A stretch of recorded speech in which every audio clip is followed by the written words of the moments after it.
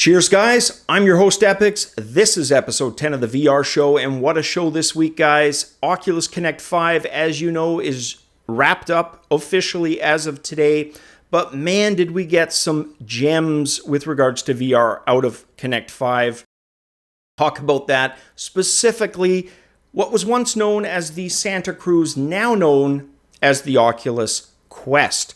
So thanks to fellow VR tuber Eminus, who made me aware that the duo over at Tested had uploaded their video from Connect 5, their latest, and they start that off with an interview with Sean Liu, who is head hardware product manager over at Oculus, and he lets out some real nuggets of information with regards to the specs, which clears up a lot of the misinformation that's been thrown out this past week and certainly these past few months. That'll be in the VR chat segment.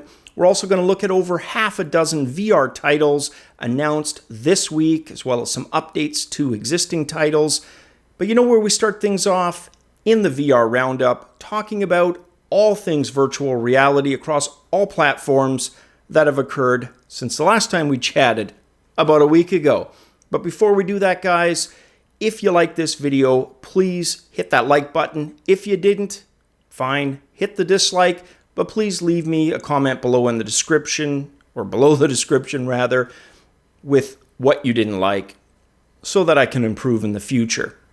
And if this is your second or third time dropping by and you haven't yet subscribed, please consider subscribing to the channel. And with that said, guys, sit back, chillax, and let's take a look at this week's VR Roundup.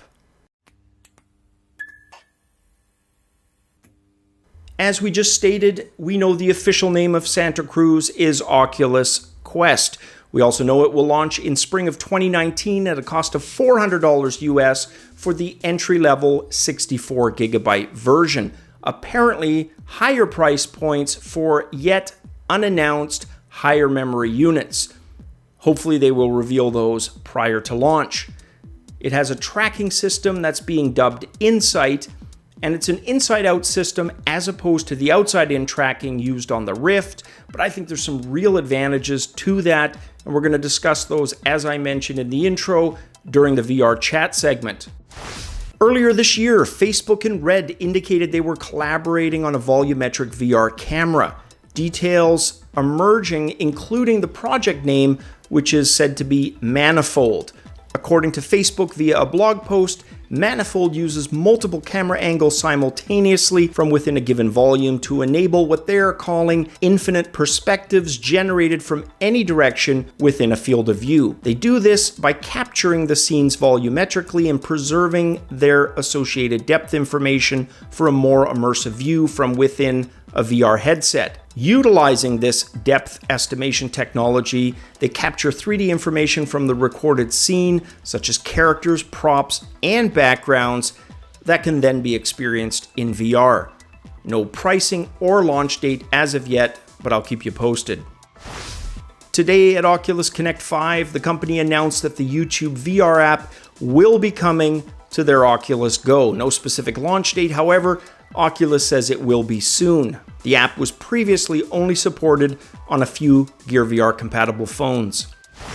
There's been some confusion for backers of the Pimax 8K unit. The recent reviews coming out regarding the unit all seem to agree that the version with the best overall visual fidelity is the 5K Plus. Now, when the 5K Plus was announced, to Pimax credit, they did offer backers of the 8K unit an option to switch to the 5K Plus along with a $100 gift certificate.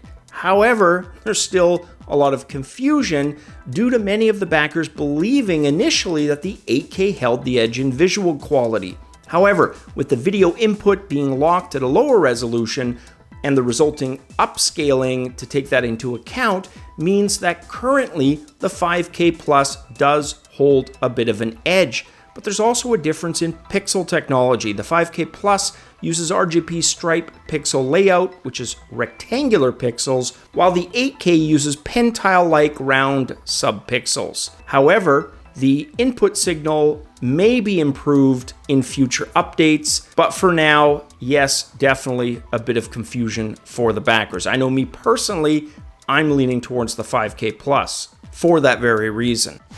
While it's been rumored for some months now that Sony would not proceed with PlayStation Experience this year, we have the official. Sony now confirming there will be no PlayStation Experience this year.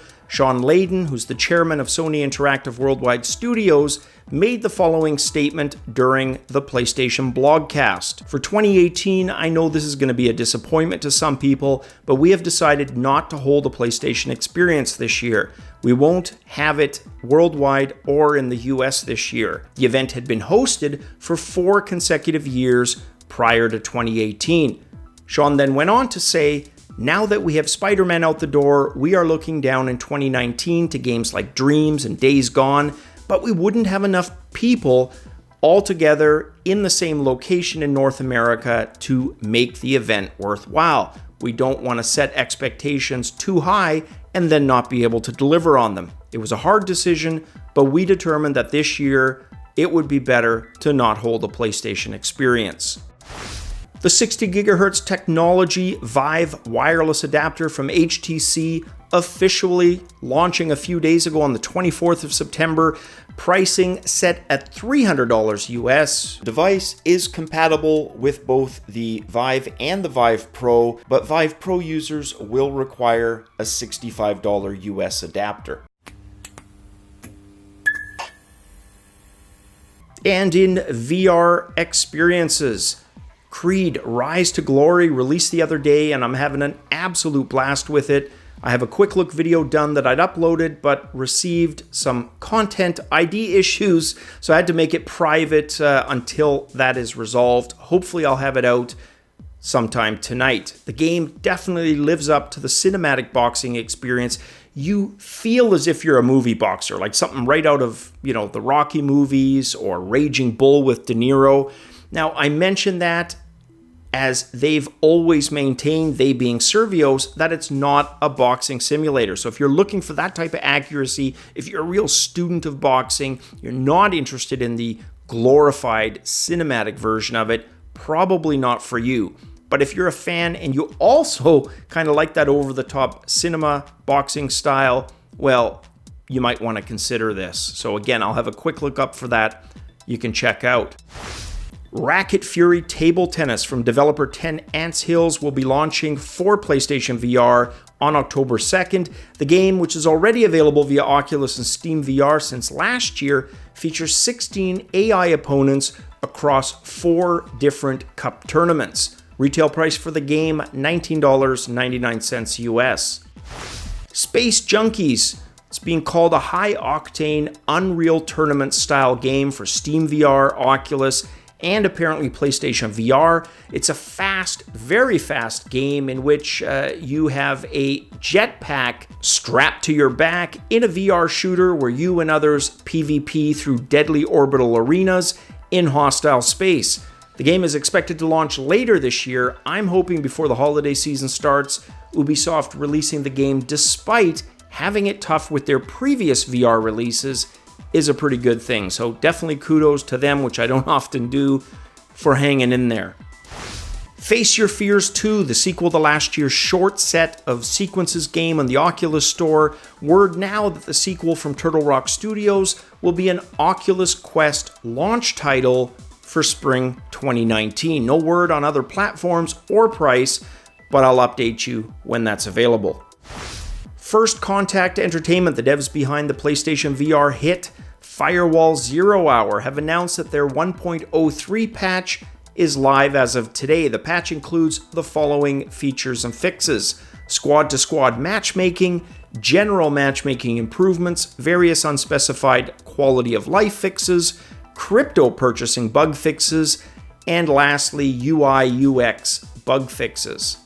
Now, unfortunately, they don't specify any details on that. It would have been nice if that was included, but it sounds like a significant update. Definitely worth your time if you enjoy the title. The always fun to pronounce Vox Machinae, now available via early access on Steam VR. The game features mech fighter combat in either single or multiplayer modes with a fully interactive cockpit.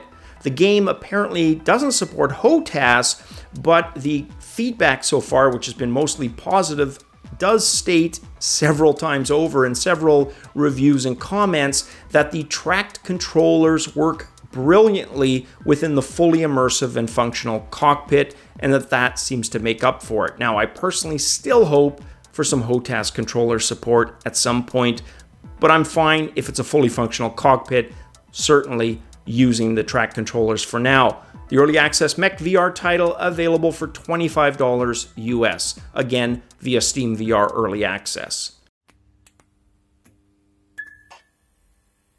Alright guys, let's talk about the Oculus Quest. I am so stoked about this. I was excited about it before because of the 6 degrees of freedom and dual controller tracking.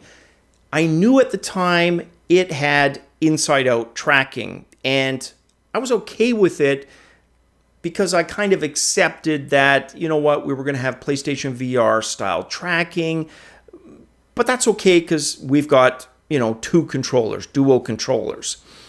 Well, it turns out that while there may be some occlusion issues, overall tracking better than I could have hoped for sure. So I want to talk about that. Let's start things off though with Carmack, John Carmack, of course. During his keynote, he talked about the capabilities of the Oculus Quest, namely that he puts its power roughly equal to the Xbox 360, PlayStation 3 generation. Now, of course, that's kind of the mid-2000s to 2010, 11, more or less. He says, while it doesn't have the several hundreds of watts of desktop-style power behind it, in fact, it's only, you know, single-digit wattage powering this thing, it's that type of visual that it can deliver. But because it's having to render at 72 frames per second, rather than the 30 that was typical of games for those two consoles, some compromises have to be made. So we're going to see some lower textures, but countering that is that the Qualcomm Snapdragon 835 processor that it uses has more texture memory available and just more memory in general. So that'll offset that a little bit, but at the end of the day, you're roughly on par with those, but not quite there. So it kind of almost, you know, Vita-ish what they're describing. But if you look, and I should have it playing right now, Dead and Buried, they do a side-by-side comparison. They have this available. And in that side-to-side comparison, you can see the Oculus Rift version against the Quest version. Now, right away, you see the difference, the disparity in textures, obviously more complex on the Rift. Likewise, the lighting effects on the Rift version, superior.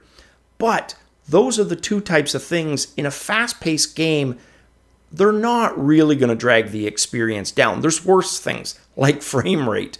So to me, I think that's the way to go. Now, I have had people come to me, in fact, with Windlands 2, that's probably the most recent example, where they're so disappointed with lower texture style games like Windlands 2. In fact, that's exactly what this one individual said to me, that it's been just a series of disappointments with games that look like Windlands 2. Now, my counter to that, because I can certainly understand it, is the trade-off is performance, right? Windlands 2 is high octane and it needs fluid, quick movement. The less complex texturing helps in that regard.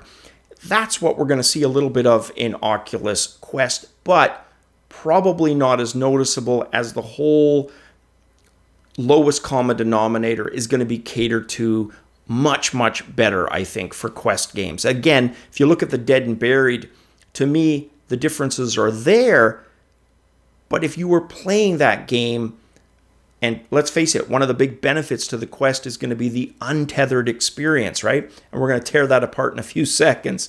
But apparently that just adds to games. Superhot VR, another example that was tried with the Oculus Quest, is also going to be a launch title for it. A whole new game without being tethered and having the larger scale tracking possibilities. So that's what Carmack had to say during his keynote. Then there's the duo over at Tested, who had an awesome interview. First 12 minutes of the video, which I'll link in the description below, they chat with Sean Liu, who is one of the hardware managers for Oculus, product managers. And he basically, threw some specifications out there, and they're official, because I know there's some misinformation that's been coming out of there. So what are we talking about? We're talking about 1600 by 1440 pixels. And we're talking OLED screen, which is going to be fantastic. Lenses, the same as the one on the Go, but different screen, as I just mentioned. 72 hertz refresh rate, which we knew about. 2 LEDs, one that indicates power to the unit, the other that tracking is, currently it's undergoing tracking, so that'll light up. IPD manual, just like with the Oculus Rift, so the interpupillary distance via a dial, you're going to be able to change the lens proximity to each other, adjust that. USB-C port for charging, but Sean mentions it can also be used to store data, which is awesome. And of course, the Qualcomm Snapdragon 835. And there was one other thing that Carmack mentioned that I should add, is he said because that Snapdragon isn't being housed in a mobile phone where heat dissipation is a huge issue, the much roomier Oculus Quest is going to allow them to push the 835 quite a bit harder. So that's good as well. Also spec-wise, the tracking. So there's 4 front-facing cameras around the periphery. Generally, inside-out tracking is 2. Now, from what I've heard from Eminus, who, again, gave me the heads up on the tested video and interview with Sean Liu, he indicated that there didn't seem to be a lot of difference, and he didn't notice occlusion much at all. Because I've heard some talk about if your hands go, or arms rather, too far to the side, you get the occlusion and some loss in tracking, but not so for most of the people that I've heard from. I'm still curious how it's going to react, because there were no bow and arrow games, and we know those are a dime a dozen in VR, but there were none to test with the Oculus Quest. And I bring that up because when you notch that arrow and then pull back, your hand is going up usually to your eye or, to the side of your face. Is that going to be able to maintain tracking on the Oculus Quest? That would be one question I have. But everything I'm hearing, the tracking has been more than acceptable. But the other ability that we get, guys, is forget the small room scales that we've grown accustomed to. And granted, some people don't have the space. It's a moot point, period, right? But they had an example of Dead and Buried, and it was warehouse scale. It was massive, and that is opened up with the Oculus Quest. So I'm going to go back to Superhot VR. So apparently those who tried the Superhot VR version, they pretty much all say it's how the game should have felt all along. It's liberating, it's freeing, not having the tethered experience, just being able to walk around. So if you've got a huge man cave space like me, I can't wait to try that game. That should be awesome. The tennis one also intrigued me because it looked tracking-wise as if they were on an actual tennis court, which is amazing. That would be cool. Now, you could argue, why not just play real tennis if it's that accurate? Well, weather, other things, right? Some people live in areas, winters get nasty. And just how cool is that to do in VR? So let's also talk about the field of view. So I didn't state it specifically, I kind of alluded to it, but apparently because of the 4 cameras, the way they're situated on the HMD's exterior, it's a much wider field of view. And again, I've heard one negative, but several positives saying there were no occlusion issues. So fantastic to hear. Again, can't wait to try one of these myself. Spring 2019 launch at a pretty decent price point. I think this has the potential, there I go again, to be a mass adopted unit.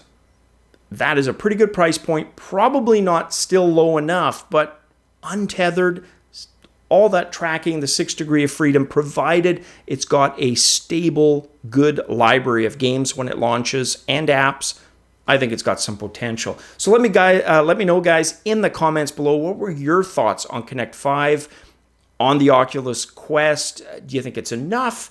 Did it exceed your expectations, or maybe you know, it made up your mind that not the unit for you. I'd love to hear from you guys in the comments below. With that said, guys, draw this show to a close. Hope you guys have a fantastic weekend and a terrific week. We will chat with you guys again. As always, cheers.